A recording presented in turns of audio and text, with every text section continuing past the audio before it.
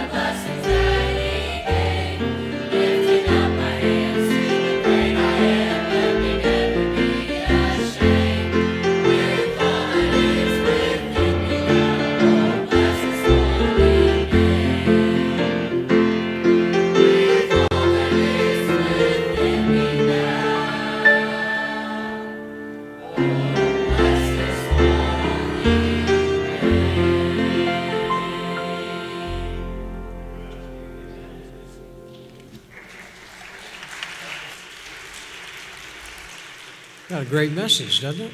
Amen. Let's all stand. 174, faith is the victory that overcomes the world.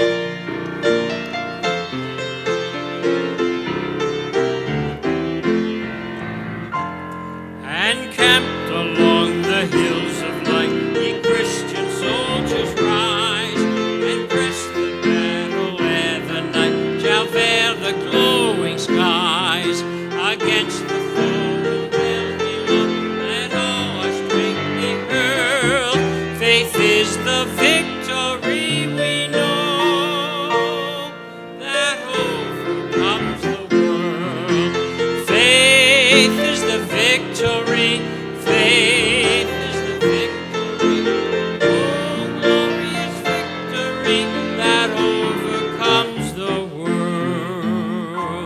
His banner over us is the word of God. We tread the road the saints above with shouts of triumph trod.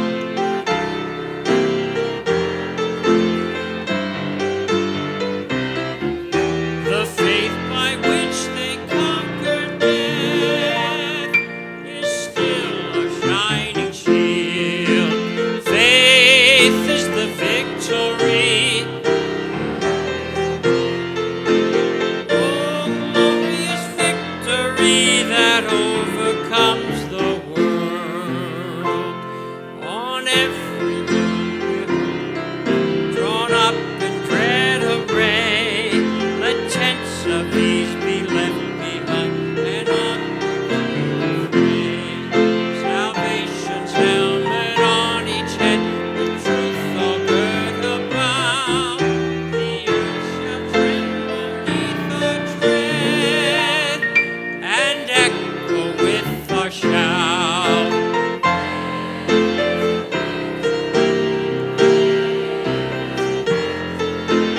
Oh, glorious victory that overcomes the world. To him that overcomes the foe, white raiment shall be given.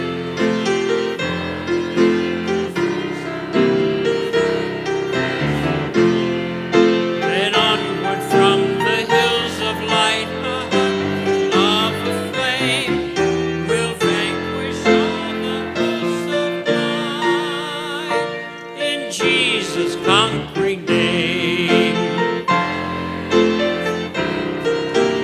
Faith is the victory, oh, glorious victory that overcomes the world. All right, King's kids out the back. The rest of us go ahead and shake hands. We'll let this choir go down.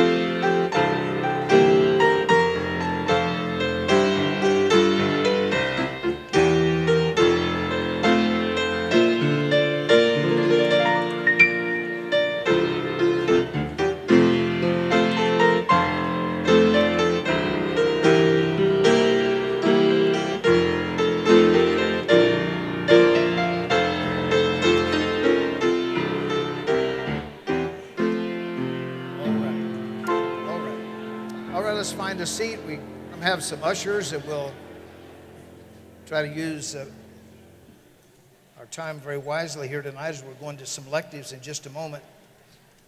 If you can be seated, please. And our ushers, if you have prayer lists tonight, will not read the prayer list. I'll just make a couple notes about the prayer list. You'll see on the front there the folks that are in the hospital, so if you'll pray for them. On the inside, one note that's on the inside under special prayer, at the bottom, I want to draw your attention to the fact that Miss Gretchen Caprio passed away today, and her funeral will be next Monday evening at 7 o'clock at Kindred Funeral Home in Englewood. So please pray for Miss Gretchen's family, if you would. Please take this prayer list and use it and pray from it this week. And just a couple of the announcements this Sunday. If you are awaiting baptism, would like to be involved in this Sunday's baptism, please contact the church office, and we would like to line you up for baptism this Sunday. Any Sunday you could be baptized, but we just wanted to put a special emphasis this Sunday on coming Sunday on baptism. Next Wednesday evening, or this Sunday evening, excuse me, we'll have a ministry leaders meeting right after church. So please, if those of you that are leading in a ministry or part of a leadership in a ministry, please plan to be at that meeting. Also, open house on the 50th anniversary for Roger and Star Hubs coming up on January the 18th. There is an RSVP to Miss Amy on that. All right, let's have our ushers come. I'd like to, Brother Ken, you're back there. Would you come up here to the platform? And Brother Charles, and you're over here, okay? You're really fast, okay? That's fast, really. I would tell a joke about being fast, but I don't have time to tell it right now. So, ushers, if you'll be that fast, if you ushers will be that fast, we'll receive an offering. Okay, come on, John. I see you run down here. All right. All right. Get the pacemaker machine out there. The ushers are running. Okay. All right. We're going to receive this offering, and then after that, we're going to give you a little synopsis of what the electives are about, and then give you an opportunity to choose one. Okay. All right. Lord, thank you for tonight. Thank you for folks that are here this evening. I pray you'll bless the electives tonight. Bless this offering and these folks on our prayer list, God. We lift them up to you tonight in Christ's name. Amen.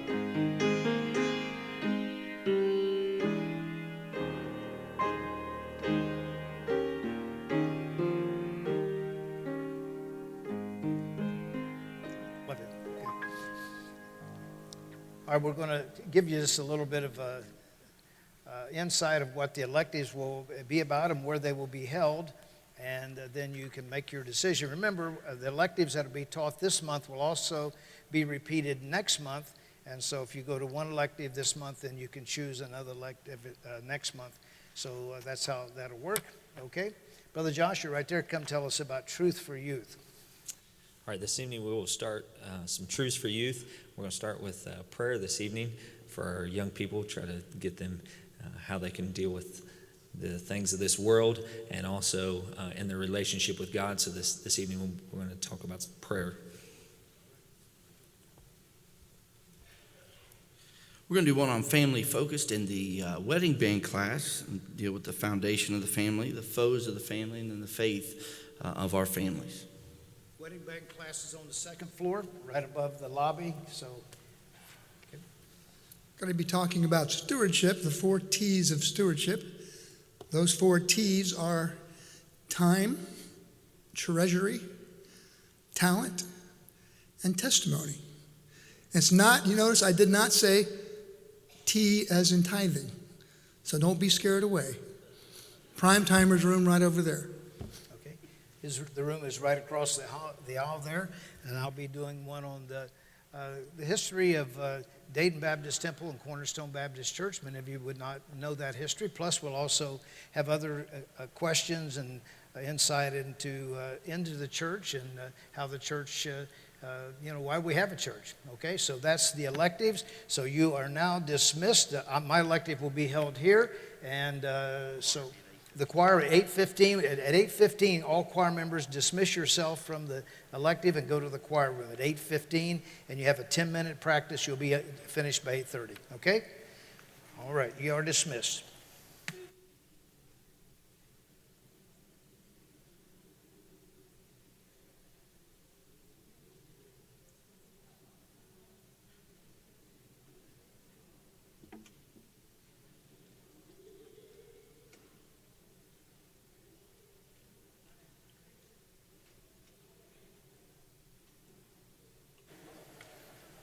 Those of you that are staying for this elective, I'd like to ask you to move down into these two sections here. I can see you better, okay? And you can be able to, the deaf, if you want to, they don't listen, they don't hear me.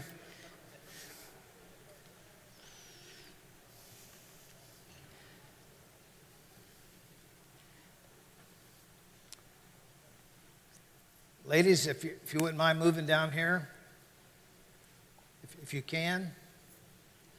You can still get the back row of the front section if you come quick. Jeff and Karen, would you please come on down here, please, where I can see the whites of your eye, please? Is that you, Becker Blaine? Blaine, you should be home in bed. Oh, my goodness. So I might give you a reprieve because you just had heart surgery. Okay. All right. Okay, so you know what elective that you're into. This is the history of our church, and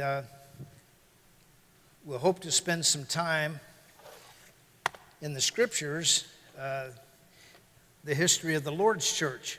It's not just, but I find that so many times that a lot of folks don't know the history of this church, and so the church now, and when I talk about this particular church, I'm talking about Dayton Baptist Temple and / Cornerstone Baptist Church, and the merge that took place in 2001 became Cornerstone Baptist Temple. So I think a lot of folks don't know the history of the church, and so I think it's something that you ought to know. If you remember the church, you ought to have some history into it. A part of this history, every church, like every family, everybody has a history. Now, the purpose of this is we're going to talk about good history. We're not going to dig up any old things that happened. We're not going to dig up any problems that was in the church, because just like your life, just like your family, and just like life, the church has problems because it has people.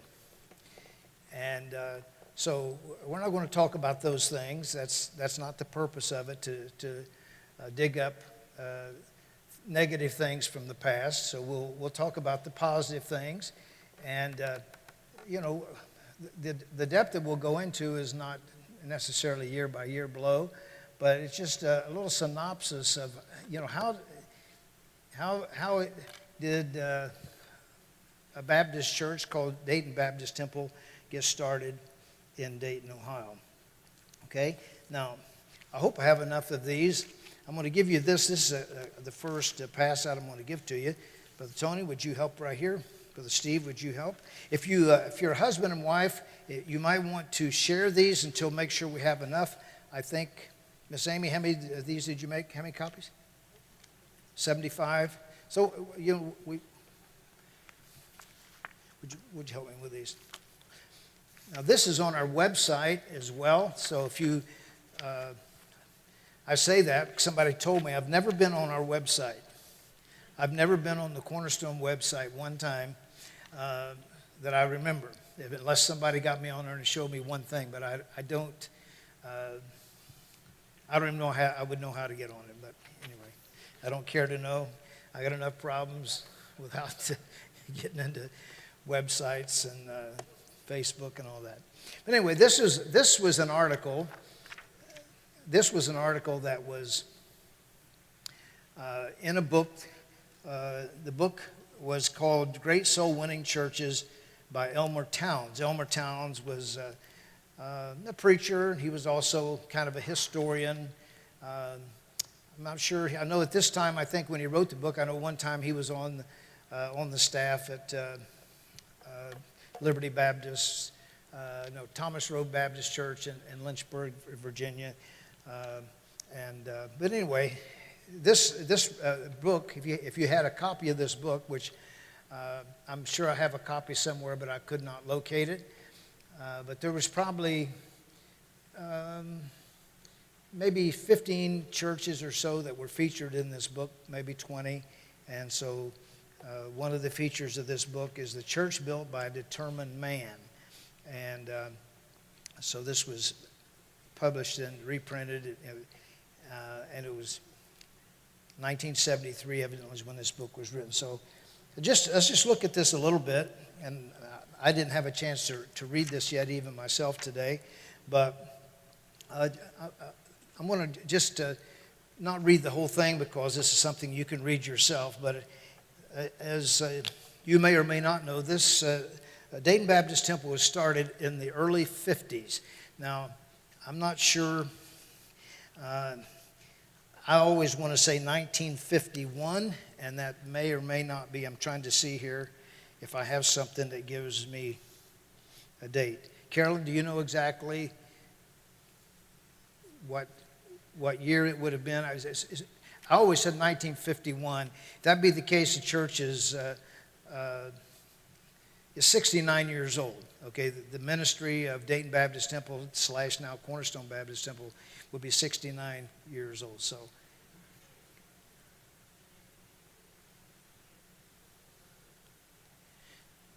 Yeah, the charter was probably, and by the way, I have here a list of the charter members. You know, a lot of people, I meet a lot of people, tell me, and a lot of people, this church, when it started, it had a real fast growth in the beginning, for sure, and continued to grow for many years. But a lot of folks, remember when the church was in the basement. When this building was built, that had services downstairs, and this was just the concrete here, and then it took time for them to build the upstairs, and they met in the basement while they built this upstairs building. So it was not around 1951, and here's a listing that I have, that there was actually 30 charter members. 30 charter members. And so as I went down these, I was just looking at these: James Bates and Katie Bates, and I believe Miss Katie Bates is still alive. She lives down in Somerset, Kentucky. Then there's Iva Bailey, the Brayfield family, Eugene and Louise, the Carltons, J.W. and Mary Monroe, Mr. and Mrs. Monroe Caldwell, Edwin Dunn, the Fowlers, Gerald Fleming and Mary Fleming, Grace Foley, Gwendolyn Foley, J.C. and Martha Orm, Paul Orm, Daisy Orm, the Purvises, Hazel Rapp, Arvely Taylor, Gertrude Traylor, Mary Walker, Clyde Berry, Jane Berry, Phyllis Berry, and Linda Berry. Now, of those that I've mentioned, I believe the only charter member that's still alive would be Katie Bates. Katie Bates is the only charter member that's still alive, and so there was 30 charter members of Dayton Baptist Temple. Carolyn, I want you to feel free to kind of fill in some blanks as I start. Okay, now Carolyn was, of course, not born at that time when the church started. Pastor Fleming grew up, I believe, in, tell me the town where he grew up in. Independence, Missouri, okay? As a young man, he was a paper boy for Harry Truman. I remember that story. He was a paper boy for Harry Truman, okay? Okay, so he grew up in Independence, Missouri. He went to a church, Kansas City Baptist Temple, pastored by Wendell Zimmerman. And so as a young man, he, had a desire to preach, felt God's calling on him to preach. Now, he went off to Bible school, but Carolyn, let me ask you this. Did he go into the Merchant Marines before or after he went to Bible school? Before. Okay, so after high school,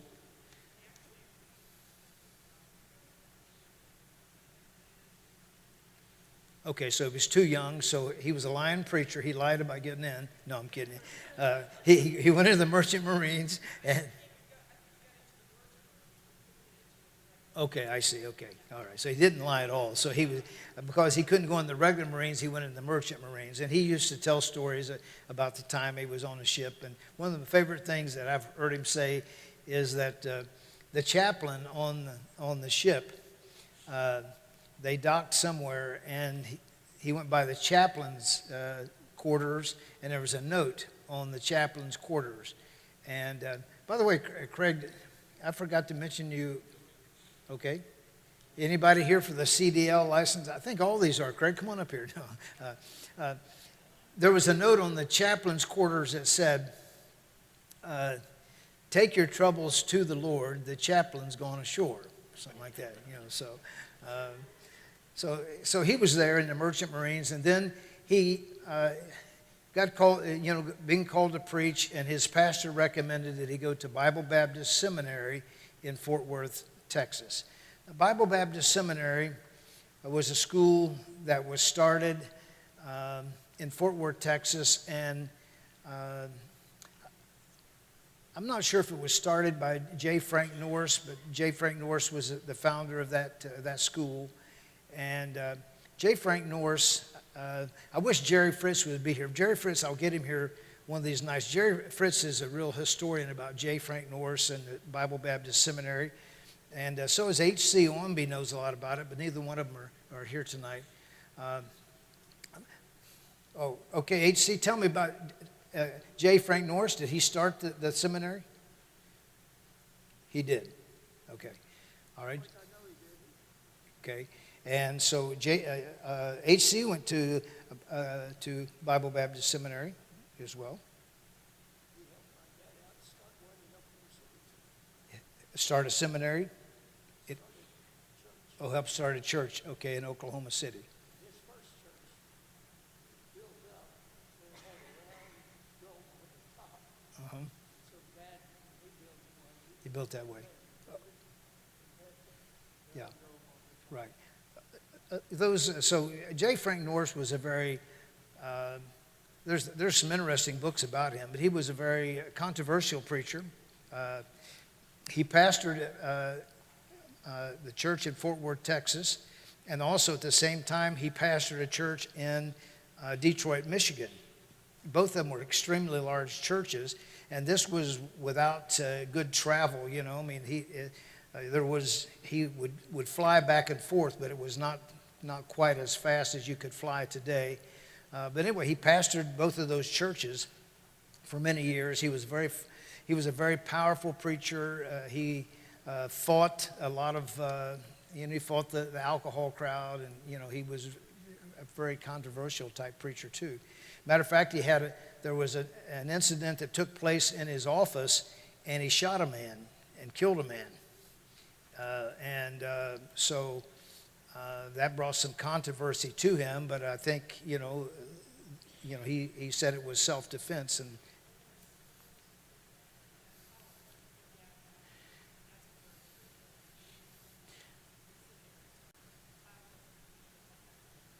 Okay, I think that Carolyn's saying that the Bible Baptist Seminary in Fort Worth, there was a split in the school, in the college, and the one part went to Springfield, Missouri, and so there was Baptist Bible Fellowship. It was Baptist Bible Fellowship, and then this one was Bible Baptist Fellowship. Okay, so they were split. And of course, the Bible Baptist Fellowship is still a very viable fellowship, and the Bible Baptist Fellowship had another split.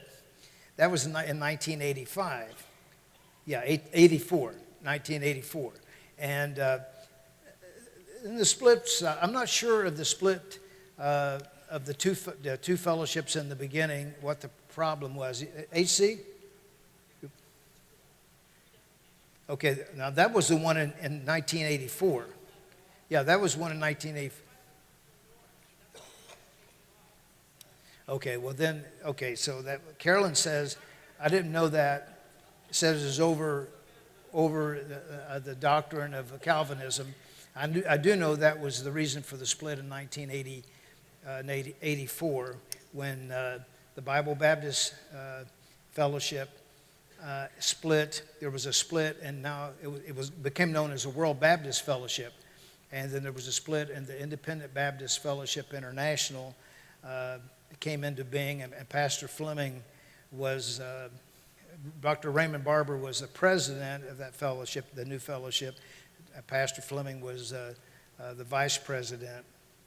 And first meeting was held at, the organizational meeting was held at Vandalia Baptist Temple back in 1984. And so anyway, so that was a split up over a doctrinal issue. And so those three fellowships are still going. And anyway, Pastor Fleming was, he was identified with the Independent Baptist Fellowship International. And that's, if I would say, if we were identified with anyone, I mean, that's where I would, it's a preacher's fellowship more than a church fellowship. And I hang my hat with those type of preachers. I believe they identify what they stand for, identifies to what I stand for. And so anyway, Pastor Fleming went off to Bible school, and then after he graduated from Bible school, if you read the story, if I'm not telling it right from the story, you can correct me. But after Bible school, he wanted to, of course, he wanted to start a church. Now, I've just read a part of this story, and it says that someone recommended a Mr. Dunn, who was one of the charter members, I noticed, came down there and was looking for a preacher to start a church. And so he gave him this thing that he had some people here in Dayton wanted to start a church. So Fleming, Pastor Fleming and his wife, I believe they got $25, I believe, and they came to Dayton to see about starting this church. And they got here and found that there wasn't as many people there as they thought. And there was just a few people here. And so I believe the story says that they rented a little sleeping room and began to knock on doors. Then it says a preacher friend from Troy, Ohio, recommended that he go to see another preacher in Ohio and get some advice from him. Now, I believe that preacher in Troy, Ohio is going to be Thomas Duff. Thomas Duff was a pastor. Now, that may or may not be true. Does anybody, let me ask you this question. Does anybody know who the founder of Troy Baptist Temple? How many have ever heard of Troy Baptist Temple? Raise your hand. Okay, some of you. Do you know who the founder of Troy Baptist Temple was?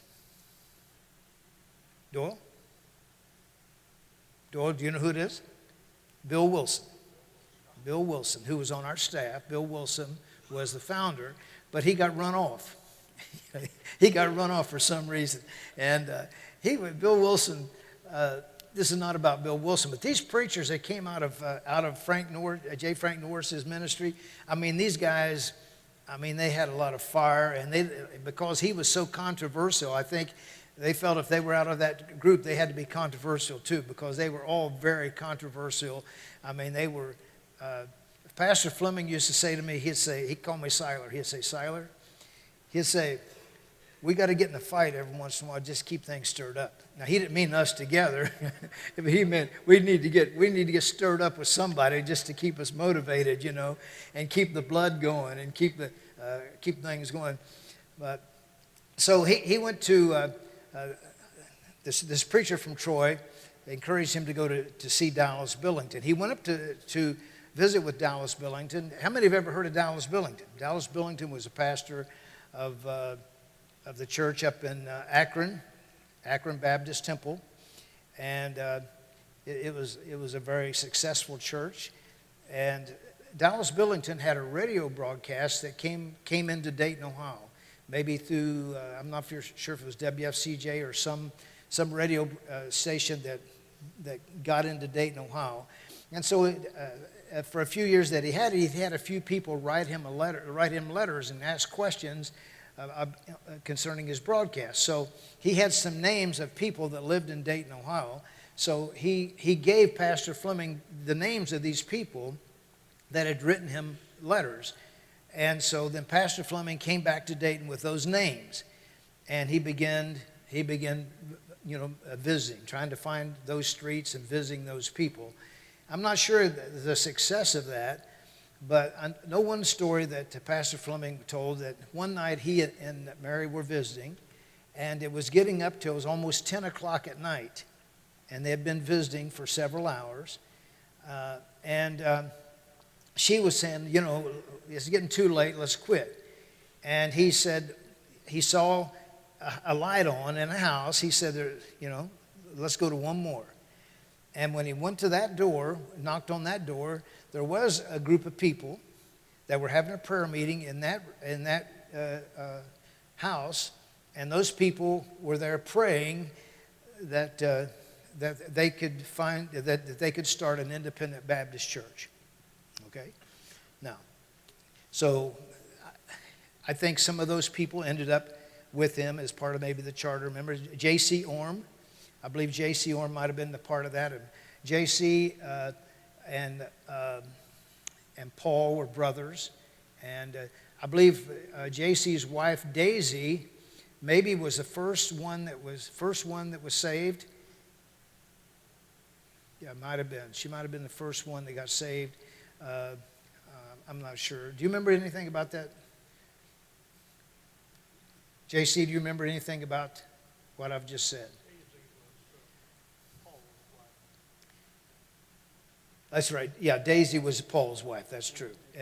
Martha was J.C.'s wife. So Daisy might have been. She might have been the first convert or the first one baptized. There's something about she was the first somehow. Yeah, in that. Okay. Okay. So the church started. Well, they started meeting, and they met at a school downtown. Was it a school called Brown School? Does that ring a bell to you? Brown School, E.J. Brown School, maybe. It was more wherever it was located in Dayton at that time, and they met there. And matter of fact, there's a picture that hangs around here in one of these hallways somewhere that shows a picture after, some time that they had a picture made out on the steps of E.J. Brown School. Do you know, did they go to any other place to meet J.C. or Carolyn? Do you know of any other place they went after?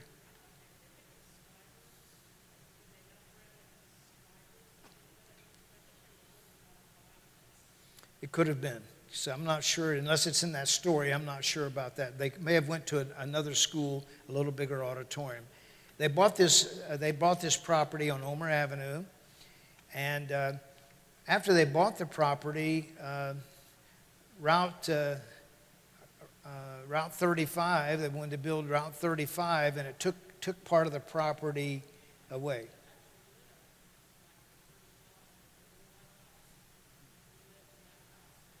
Okay. Carolyn's saying that they lived, when they bought the property, there was a street back there, whatever the street.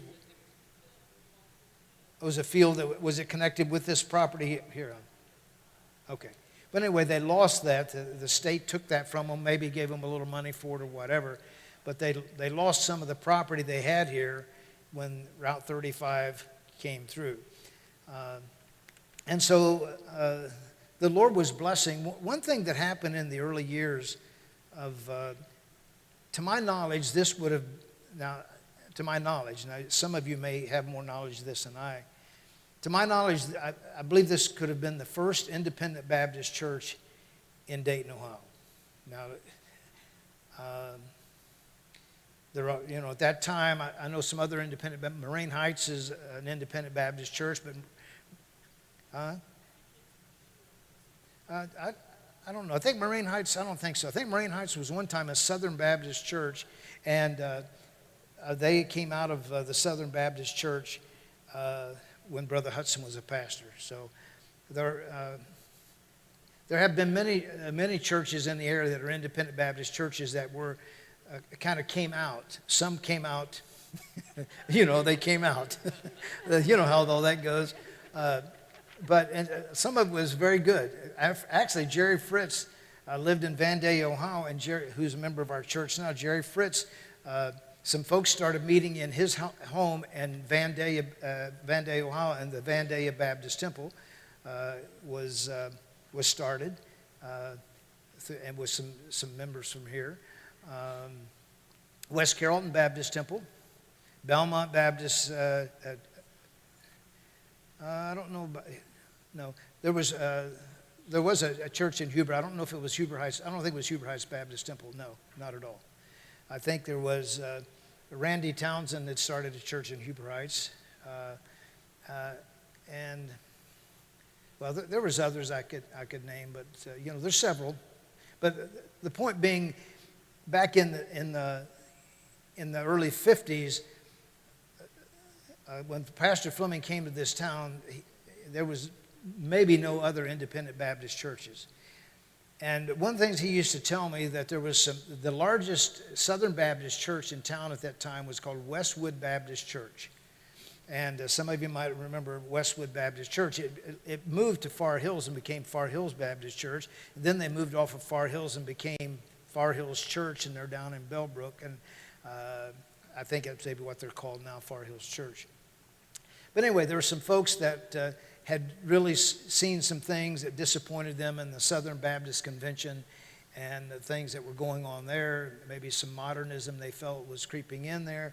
And so when this independent Baptist church started and the advertisements got out and heard about it, then I think it attracted a lot of people in those early days, a lot of good workers, and of course, the church began to grow, very rapidly. And so it went from just a handful of folks in the early 51 and 52, and you can imagine. And Brother J.C., what was the year that the church started meeting in the basement? Do you remember what year that would have been? When they started meeting in this basement down here? I think so. Okay. What year did they move upstairs? 58. Moved upstairs in 58. Okay. I'm thinking that probably was not 52 or 53 when they started meeting in the basement. It probably... Okay. I have a file up here that I have in my office. Some files you have, if you ever started reading some of the old notes you had in the past, you might want to go out and jump off of a bridge somewhere, So I don't always do that. I have some files at home, and I got into one the other day, and I was looking for something, and it had some letters in there. And I said, I can't read these letters because some of them weren't very nice, And so, I should have be smart and just only keep the nice letters, and can only remember the nice things. But sometimes you just can't help but keep the others. But it's not good always. But anyway, in these notes, Amy, who looked through these notes some this week, she thinks it was 1954 maybe when they started meeting in the basement. Then 58. You can imagine building this building.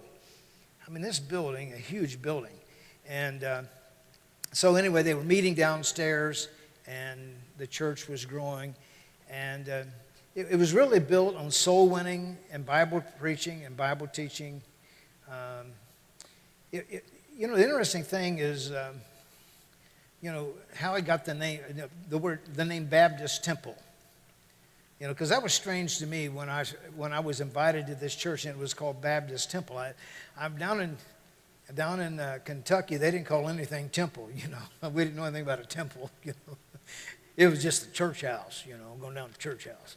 And so it was a Baptist temple. But all that really goes back to J. Frank Norris. He pastored the Akron Baptist Temple. He pastored the Fort Worth Baptist Temple. So when these young guys started out, of course, they were patterning themselves after that ministry. I mean, he had influenced their life, this J. Frank Norris. So they captured his vision. So think of this. There was things that I can remember. There was a landmark. How many of you ever heard of Landmark Baptist Temple? Landmark down in Cincinnati, Ohio. It's called, I was driving up the freeway this last week, and there's a big sign out there. It's called Landmark Church. It's no longer, you have the Baptist name on it. I don't know if Dr. John Rawlings was around. He's probably turned over in his grave by now. My goodness, son, you took the Baptist name off the church. John Rawlings, man, what a character. Man, but John Rawlings, I mean, they were booming churches. You know, John Rawlings had a church, run thousands, and run these old school buses, probably 80 or 100 school buses all over Cincinnati, and thousands and thousands of people being saved. There was Akron Baptist Temple. There was Massillon Baptist Temple. Massillon Baptist Temple is still going. Akron Baptist Temple, unfortunately, is not as fundamental. Doyle, you know a little bit about that, I think. It's not as fundamental as it once was at all. Massillon Baptist Temple has stayed by the stuff. Massillon Baptist Temple. Tell me some other Baptist temples around. Mansfield Baptist Temple, a very strong independent Baptist church now. Mansfield Baptist Temple, still going strong. Of course, Vandalia Baptist Temple. There was a, can somebody else remember some churches around the country, Baptist temples? Salina, I think there was a Salina Baptist Temple. But anyway, that's how those Baptist temple, how they got their names. It was really a lot. They were coming out of the Bible Baptist Seminary with that, with J. Frank Norris influence, and they were naming their churches Baptist temples. And what was the one?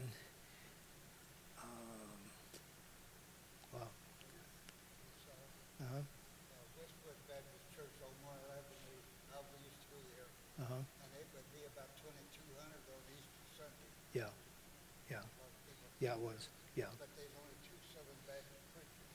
One was John Curtis that preached there. Later on, he left, and this man came and was good, but he, yeah. but anyhow, there's a man, North Dayton, the two Baptist preachers, North Dayton and Westwood.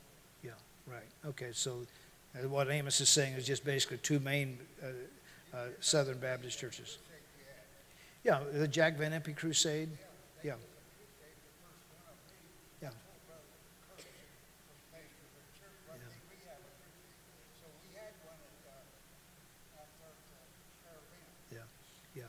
Yeah, back, this was, I'm not sure what year that was, but there was independent Baptist churches in the area, and not only independent Baptist churches, there was some other, maybe some Bible churches, some that were really, almost the same in doctrine, but they didn't call themselves Baptists, and so they joined in, with a crusade with Jack Van Impe. I believe it was Jack Van Impe at that time. Anyway, okay, so the church, the church was started and it was going, and this building was built up, and Pastor Fleming had a great vision. He had a great vision for.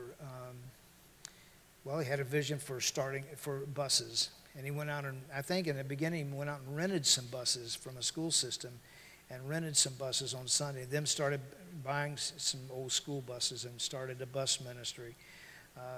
He had a great love for the Sunday school. He wanted a Sunday school, a strong Sunday school.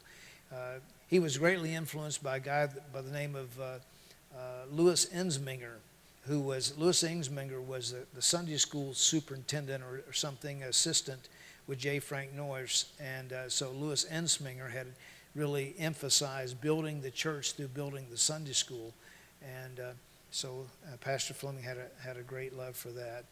So down through the years, the church began to grow. Pastor Fleming was a great preacher.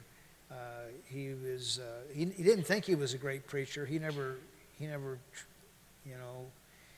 he was a very humble man. But he was a good preacher and he was a hard preacher. And sometimes he did things that upset people. And but he just had to battle some things that some people, how people get a. He'd say they get a bird in their saddle, and but he knew how to. He stand up and handle it. If he was wrong, he would say he's wrong, and if he was right, he would just say, "There's the door. See you later. He'd say, don't let the door hit you in the back. So, and he would say stuff like that sometimes. He'd say, if you don't like it, you can go bump a stump. It's okay. So anyway, so that would run some people off. If I say that, there might be a multitude leave this church right away. But the reason they didn't leave the church a lot of times in situations like that, because they loved his preaching. You know, you couldn't find the preaching like that very many places. He was a strong preacher, and he was. So anyway, that was the being of Dayton Baptist Temple, and from Dayton Baptist Temple, the ministries. You know, they started, bought a youth camp down in Bellbrook, had a 52-acre youth camp, and had that for many years. And then also in 1968, Pastor Fleming had a passion for Christian education. That was about the year that, a few years after that is when the busing started, in Dayton. And so Temple Christian School was built in 1968 for grades kindergarten through 8th grade. And but when busing, it started off probably with maybe a couple hundred kids, I'm not sure exactly, but when the busing started, there was over 400 kids in Temple Christian School, maybe 450, because everybody was running from busing, and people were, they didn't want to send their kids to the public school because they was going to be bused from one part of town to the other side of town, and so there was a big controversy over that. So, but anyway, Pastor Fleming loved the Temple Christian School and loved the youth ministry. And in those early days, Dewart Bowron, who most of you know, Brother Dewart, who just passed away, he came out of Detroit, Michigan, and came on the staff as a choir director, and so the music was, a very powerful choir, and good music that kind of set the pace for the preaching every week. And there was some great people that came into this church. So, how many of you ever came to this church when Pastor Fleming was pastor of the church? Can I see your hands? How many of you came to the church here? So you came by this church, okay? Right, okay. Some came. A lot of people in Dayton came to this church at one time, to visit. Like if you were never a member here, you came to visit because of all the great preachers that came through here. If you ever get a chance, once you come up here and stand by the pulpit, and on this pulpit, I had engraved several years ago, and I probably could have it engraved again. But these are some preachers that have preached in this pulpit. And this very pulpit, preached on this platform and this pulpit. And here's some, how many have ever heard of a guy named Hyman Appleman? Hyman Appleman. He was a great prayer warrior, great preacher. These were, Pastor Fleming, he had a lot of guys in like this. Of course, Raymond Barber, he's preached here in recent days. Dallas Billington. Here's an old guy, Joe Henry Hankins. Joe Henry Hankins, an old evangelist. Okay, he's a great preacher. Carl Hatch. Carl Hatch. Anybody? How many have ever heard of Carl Hatch? Carl Hatch was out of Landmark Baptist Church. He got saved out of Landmark Baptist Church, and Carl was he was loud, man. He was loud, and he was a soul winner. And that was his calling. He was a soul winner, and he was a heart preacher, an evangelist. And he would come to this church and get everybody all stirred up. Anyway, he's a character. Jack Holcomb, Curtis Hudson, Bob Jones Sr., Dr. B.R. Lakin, R.G. Lee, Tom Malone, Ian Paisley, John Rawlings, Bill Rice, John R. Rice, Lee Robertson, Lester Roloff, Peter Ruckman, and J. Harold Smith. Now, that's if you've been around a long time, those are a lot of names that there's some great preachers. That's just a sampling of those that came to the church and preached. So the church went on, and Pastor Fleming was here for 35 years, Carolyn. And Carolyn, your father got Alzheimer's in what year, would you think?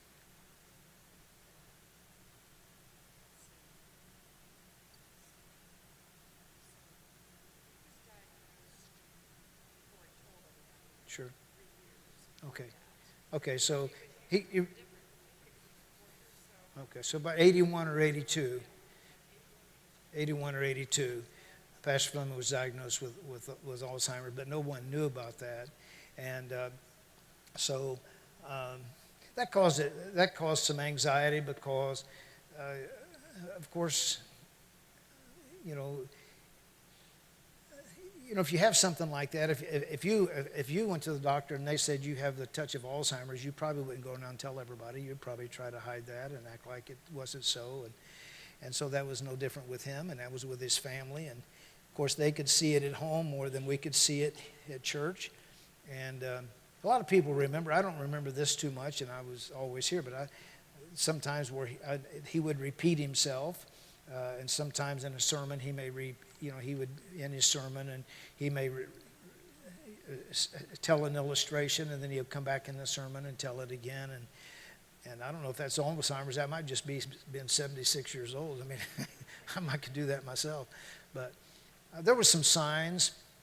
And sometimes he would say, maybe make a decision one day and then come back a couple of days later, and he wouldn't remember that decision, and maybe he would make a decision different like that, and nobody knew. And so people thought, well, that somebody was influencing him, and they would always blame poor Mary that influencing him, and maybe she was, I'm not sure, but they say that his wife was influencing him and that kind of thing. And so it was difficult. Finally, Carolyn called me one day, and of course, it was discouraging. There's some things that were discouraging the church because of his Alzheimer's. The church was struggling in some areas, and Carolyn called me one day privately. Can I tell this story, Carolyn? I don't know if I shouldn't tell it. Well, she had asked me to come and talk to her, and she kind of filled me in on some things and that nobody else knew. And if the family knew she was telling me, she would have been excommunicated to all the family. So now they know. But your mom and dad are in heaven now, so they'll forgive you. But she was only just telling me, hey, Dad has Alzheimer's. And wow.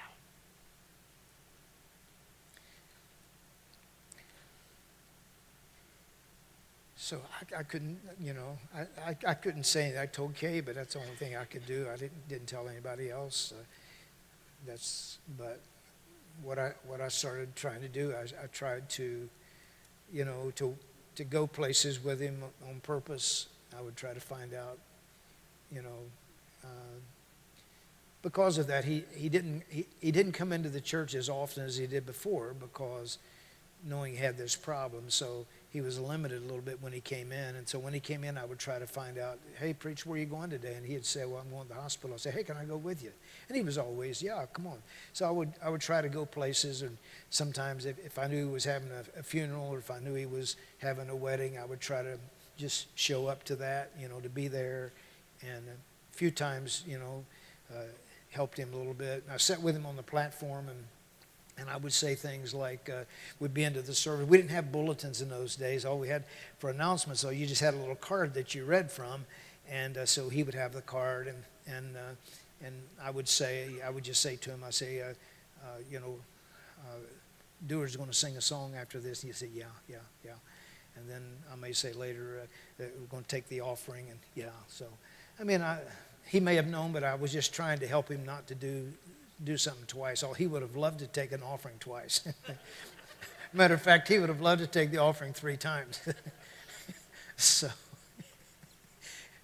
he was so, my goodness, man, he was such a had such a vision. And his vision kind of got him in trouble sometimes, you know. We had a television ministry, and the worst thing that ever happened on that television ministry, after the first Sunday, it was on 4 stations, one in West Virginia, one somewhere, and so here we had this, went out to Kansas City Baptist Temple and bought TV equipment at a good price, I'm sure, and started this TV ministry. And after the first Sunday, I got a letter in or a phone call from a couple that was saved watching that program that day. I don't know if there was ever another letter from anybody, but it was like, you know, so the TV ministry started, and it went and it went and it went, and it was costly and costly and costly and costly, and it caused financial problems.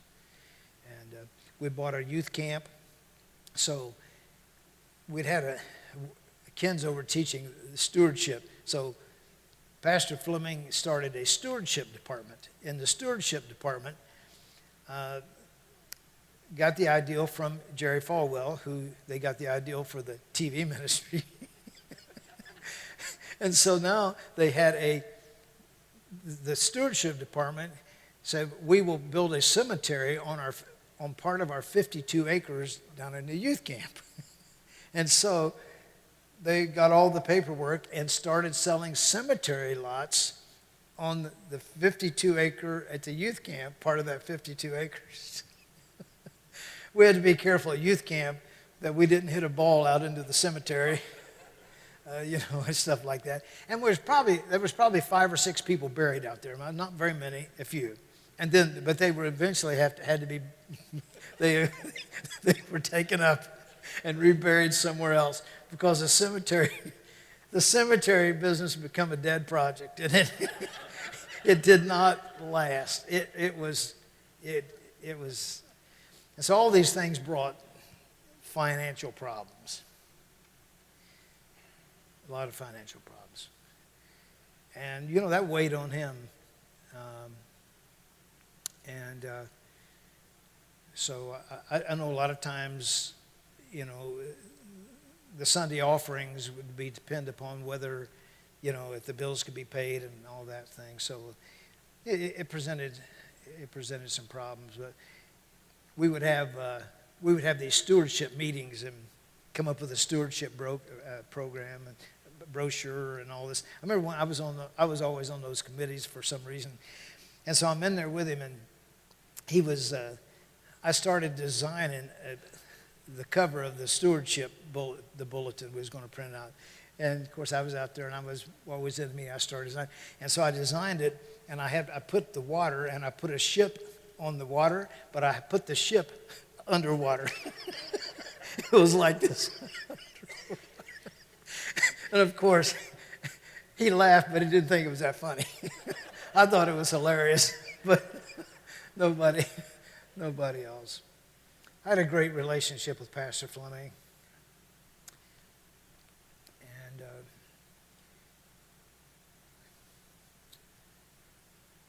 I really...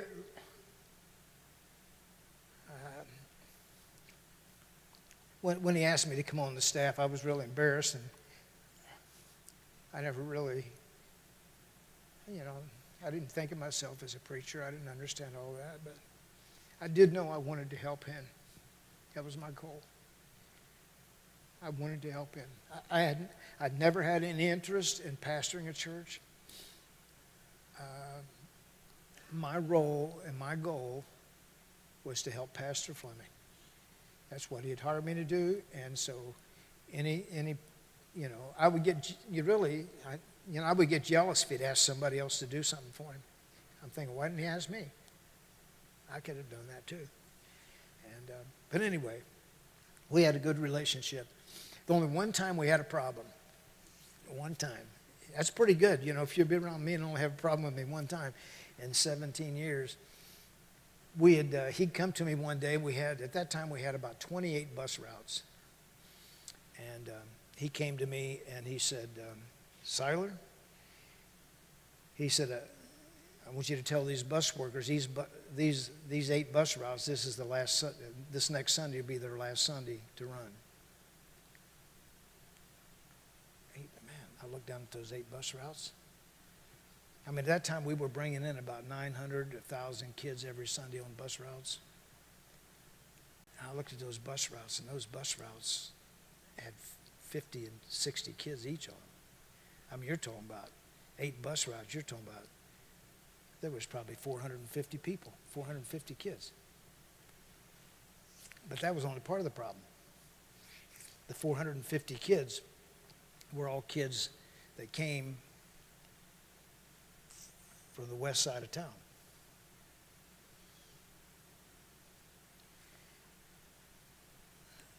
When I say this, the pressure was on him as a preacher. Because you know how people are. You can go reach people with the gospel as long as you don't upset them in doing it. And people are willing to reach different color of people and different ethnic groups as long as somebody's going across the sea to do it. But if it's across the street, people aren't always so happy about it. And so he had a lot of pressure, and no doubt financial pressures from running all those bus routes, and it's expensive. And so, man, all I said was, yes, sir. I mean, whatever he said. If he would have said we're closing the whole bus ministry, I'd have said, yes, sir. I mean, I wouldn't go against him, but of course I wasn't too happy about it. But I made the mistake. I said to one guy, one big mouth guy, it's kind of like Terry. You know when here's what Terry says. Terry says, you can trust me. I can keep a secret, but those I tell can't. Right? Well, that was one of those guys I made this statement to one of those guys. And I said something as simple as this. I said, well, maybe we ought to change the name of the church to East Dayton Baptist Temple. I thought that was a simple statement. I thought that was a simple statement until I come into the church one Friday. I always did the radio broadcast was a live broadcast every day, every morning at 9 o'clock or 9:30 or something like that. And down through in the later years, I did Monday and Friday. Pastor Fleming done during those other 3 days. And I come out on a Friday to do the broadcast, and his car was in the driveway. And so I thought, so I went on in there, and he's sitting in there, at his desk, because you did it right from his desk. There was a microphone right behind there. And he was sitting there getting ready to do the broadcast. And so I said, I just opened the door. I said, hey, preach. I said, you doing the broadcast today? Yep. He said, I want to see you right afterwards. Oh, okay. Well, I canceled my trip to the donut shop. I didn't go after a donut that morning because I would have probably choked on it. So after the broadcast, I went and said, yes, sir. He said, sit down. Okay. My knees were probably shaking so hard I probably would have fell down. He said, Seiler, he said, did you say to Grover Rasnick that we ought to change the name of this church to East Dayton Baptist Temple? I said, yes, sir, I did. He said, Seiler, I don't want to ever hear those words coming out of your mouth again. I said, yes, sir. He said, you can go now.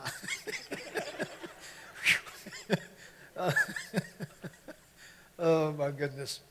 And all those years, honestly.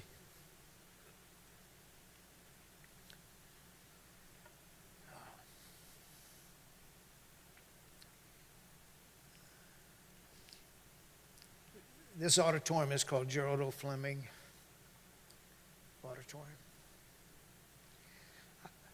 If you never knew him, we have some tapes somewhere. Maybe next week I can try to round up some tapes to give out where you could, hear a sermon that he preached. He loved the Bible. Man, did he love the Bible. I mean, he would have died for the Word of God. And he gave him himself. He gave his family. He was a hard worker and gave him himself for the ministry. Very sacrificial, by the way. We had Faith Promise Missions. And so the first year we had Faith Promise Missions, we had also a Jay Smith out of the People's Church in Ontario, Canada, come down, and he had been the one who had really put this phrase, Faith Promise Missions, out in the forefront. And so he come in and taught Faith Promise Missions, and it started out you would give by the month. You would give, so you made this commitment. You had a little card, and you didn't put your name on it. You just put it on the card, and you give so much a month. And so people would say they'll give, I think Kay and I filled out a Faith Promise card at that. I think we said we would give $1 a month. We really stepped out into the deep. So we give $1 a month for missions. And but that was probably in, man, what year would that have been? That had been in the early 60s, probably. Yeah, that had been in the early 60s. That was before, yeah, that would have been in the early 60s. Kay and I were married in 62 here. I started 10 here in 59. So this was after we were married. So it had been probably 64, 65. And, but Pastor Fleming, he was a wise man. He decided, well, if you're going to give an offering, why give it by the month? People get paid by the week.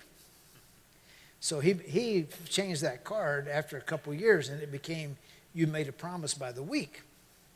Now, you could give it by the month if you wanted. You could give it by the day if you wanted to, but he changed the card to where it was a weekly offering and not a monthly offering. So, but he would have never, ever asked someone to give sacrificially had he not been willing to do it himself. He was not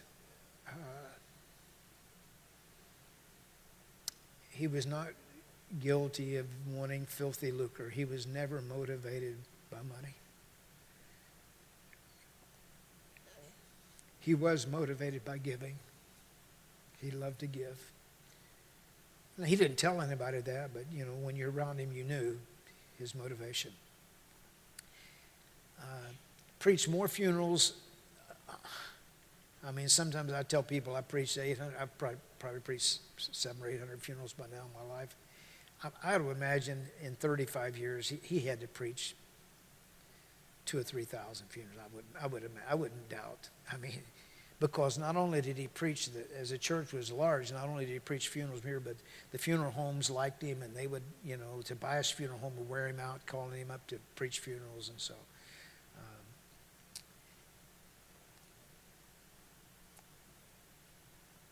Anyway, Pastor Fleming got Alzheimer's, and I remember the day that the family did come to me and asked me if I would tell him that it was time to tell the church. And he was here at the church, and I said, Preacher, I just kind of hung around, and I lived in Beaver Creek at that time. He lived in Beaver Creek, and I said, hey, Preacher, could you give me a ride home when you get ready to go? And he said, sure, yeah, sure. So when he started home, I said, hey, Preacher, I said, could we want to stop down at Bob Evans and get some tea? He loved tea. He loved hot tea. And he said, yeah. So we stopped in there and ordered some tea or whatever we ordered. And so after a few moments, I said to him, I said, Preach, I said, I need to tell you something. I said, the family's asked me to talk to you, and the family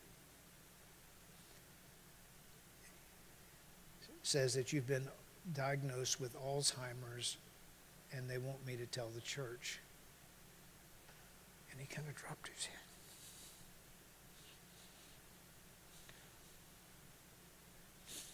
He dropped his head.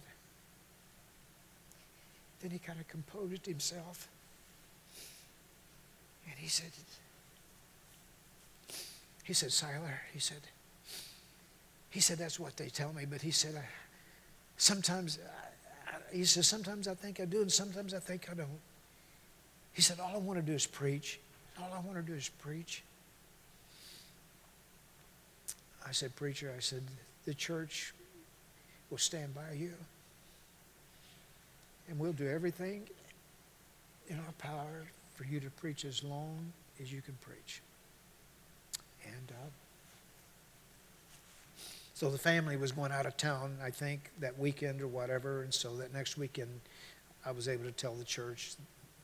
And actually, I think there was some fear that maybe if the church knew that he has Alzheimer's, that it might, if you choir members, if you need to go, that if the church knew that he had Alzheimer's, that would be a negative thing into the church. But that was not a negative thing. When that announcement was made, it was like a breath of fresh air in a way, because it was now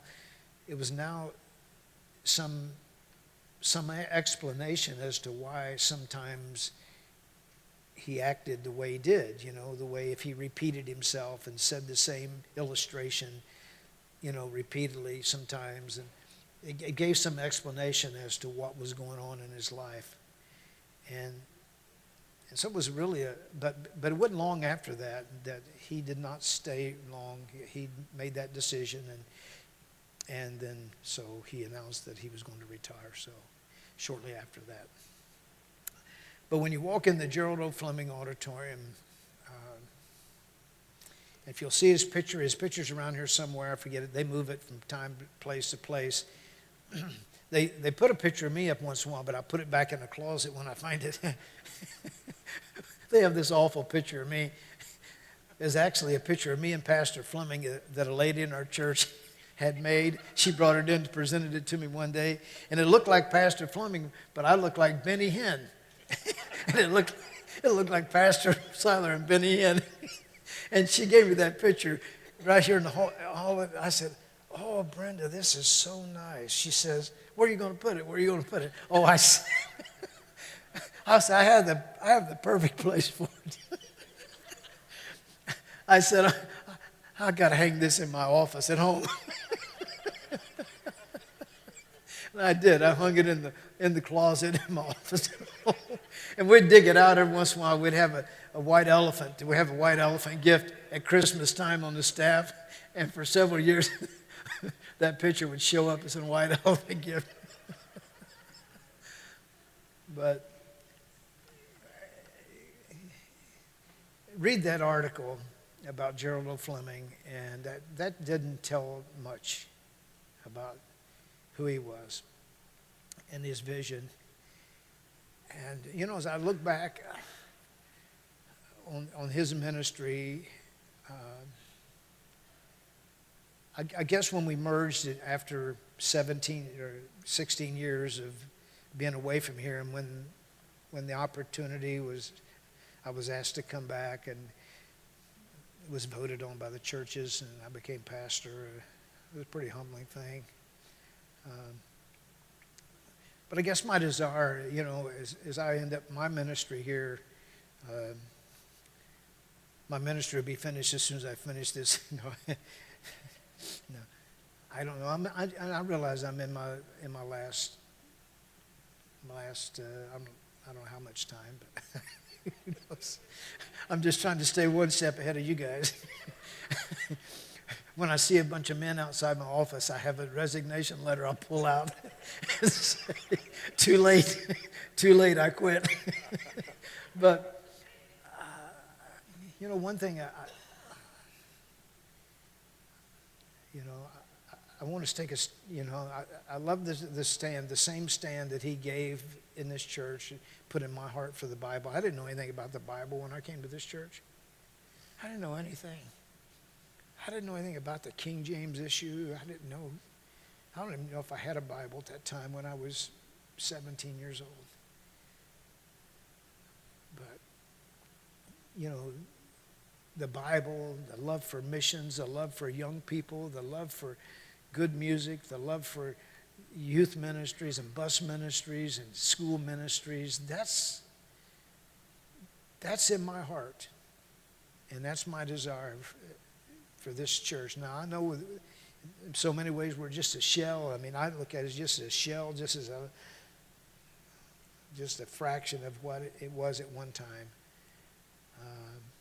but it's still, the ministries are still great, and the opportunities are still there, and there's people still being saved, and there's still opportunities for us to keep serving the Lord. We're sitting in this building and on this property, and I'm going to close here, but when this property was first built, right across the road where those parking lots were all houses. There were houses over there. And right up on the corner, when you turned to come down there was a bar that sat there. And then there was houses on Linden Avenue. And little by little, houses were bought and tore down, and a parking lot, was started. And then another house was tore down. And then another house was tore down. And then another couple houses on Linden Avenue were bought. And then I remember there's when Pastor Fleming used to call it the gin mill. When we bought the bar, we bought a bar, and we tore it down immediately. And he was out there in I think Jerry Boer brought a backhoe down here, and Fleming was out there on that. He showed him how to use that backhoe, but he's on that backhoe tearing that gin mill down, and so wow. Yes.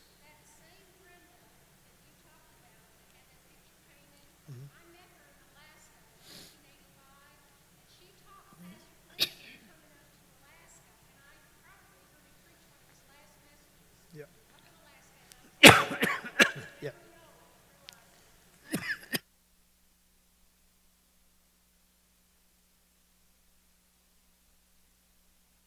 Yeah. It is. Brenda she was the number one Gerald O. Fleming fan. She did. It's kind of like Billy. Billy loves me because I love Brother Fleming. That's the only reason he loves me. But Brenda was that way. I was an extension, of Pastor Fleming. Next week, I have some other things. I'll tell you some things I have that, and I probably spent too much time on this, but I do have something. I brought with me some copies of this is the Cornerstone, the Constitution of Cornerstone Baptist Temple. Okay? When we first started to merge with Dayton Baptist Temple, they wanted to see our Constitution at Cornerstone. I had to go make one up. I said, well, I think we got one. I think Doyle and I got together, and so we said we got to put something together, man. I came over here, and JC was here. There was a Constitution of Dayton Baptist Temple. It was that thick. I mean, I bring in a little piece of paper like this.